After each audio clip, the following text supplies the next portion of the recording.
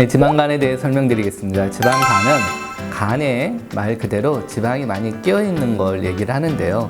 일반적으로 간 전체 영양 중에서 약 5% 이상을 지방이 차지할 때 우리가 지방간이라고 부르고 있습니다. 그러면 우리가 살아있는 사람이 간을 드러내서 간의 무게를 재서 5% 이렇게 할 수는 없죠. 이건 어디까지나 의사들이 그 과학적인 용어를 사용하기 위해서 내리는 정의일 뿐이고요. 실제로는 그렇게는 잘 정의하지 않습니다. 만약에 뚱뚱한 사람이 피검사를 했는데 간 기능 수치가 약간 올라가 있다. 그러면 대개는 10중 8구 지방간이에요. 그래서 그런 경우에는 대부분 지방간인 것 같아요 라고 얘기를 하기도 하고요. 보통 우리가 초음파를 할 때 콩팥하고 간하고의 그 음영 차이가 비슷한데요. 간에 지방이 끼게 되면 간이 조금 더 하얗게 보여요. 그래서 그런 정도를 보고 지방간이 있네요 라고 보통 설명을 하게 됩니다. 그리고 얼마나 하얘지느냐에 따라서 지방간이 좀 심하네요, 그렇지 않네요 라고 설명을 하지만 사실 엄격하게는 몇 그램 정도가 축적되어 있는지는 알 수는 없는 거죠. 그래서 상당히 좀 주관적인 그런 판단이라고 이해를 하시면 될 것 같습니다. 그러면 지방간은 왜 생기느냐? 대개는 술을 많이 드셔서 생기죠. 중년 남성들 회식 지방간의 주범입니다.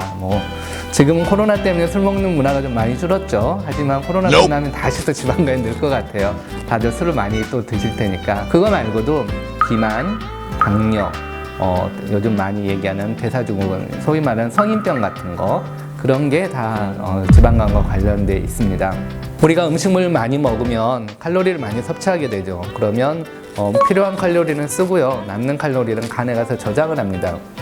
나중에 에너지원으로 쓰기 위해서 저장을 하게 되는데 예전에 비해서는 지금 너무 잘 먹고 잘 살다 보니까 그런 잉여 칼로리가 많아지게 되고 그게 늘 와서 간에 저장만 하고 갖다 쓸 일은 없어지는 거죠. 그렇게 되면서 지방간 환자가 많이 늘어나고 있는 것 같습니다.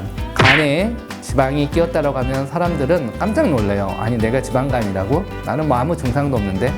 당연하죠. 지방간은 증상이 없습니다. 간혹 오른쪽 옆구리가 저 오른쪽 입대 쪽이 좀 불편해요 라고 하시는 분들이 있는데 그런 분들도 사실은 다른 증상 때문에 검사를 했다가 우연히 지방간이 진단되는 경우가 대부분이지 사실 지방간 때문에 이 증상이 생겼어요 라고 딱히 인과관계를 설명하기는 조금 어렵습니다. 그래서 특별한 증상이 없다라고 이해를 하시면 될 것 같고요. 대개는 앞서 말씀드린 대로 초음파로 진단을 해볼 수 있습니다. 대개는 아까 말씀드린 대로 음주, 비만, 과식, 그 다음에 당뇨 이런 것들이 원인이 될 수가 있기 때문에 그런 걸 조절을 하는 게 사실은 지방간의 가장 좋은 치료입니다.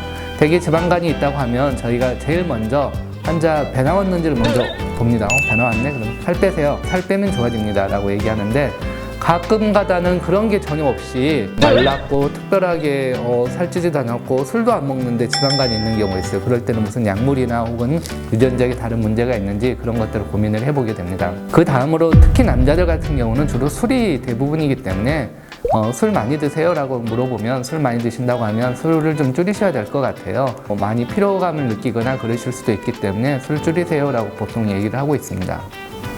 사실 지방간이 그렇게 위험한 건 아니에요. 일반 사람들은 많이 걱정을 하지만 동반된 성인병들이 많이 생길 수 있기 때문에 조절하라는 의미가 더 강한 거고요. 간혹 10명 중 1명꼴로는 지방간이 지방간 상태로 있는 게 아니라 지방간염으로 진행을 하게 됩니다. 즉 간에 염증을 유발하는 거죠. 그리고 이게 또 오래되면은 지방간염이 또 한 10명 중 1명꼴 정도로는 간경화, 더 간암 이렇게 진행할 수가 있어요. 아주 드물지만 그런 사람이 있을 수 있기 때문에 우리가 지방간을 완전히 무시해서는 안 되는 거고 전문의의 진료를 받아서 본인이 그런 위험이 있는지를 좀 파악을 해야 되는 겁니다. 하지만 전체적으로는 그런 환자들이 많지는 않기 때문에 과도한 걱정은 하실 필요는 없고요. 여러 가지 생활 습관 개선을 통해서 내가 조금 더 건강한 몸을 건강한 라이프 스타일로 바꿔야 되겠다 정도로 이해를 하고 치료하시면 될 것 같습니다.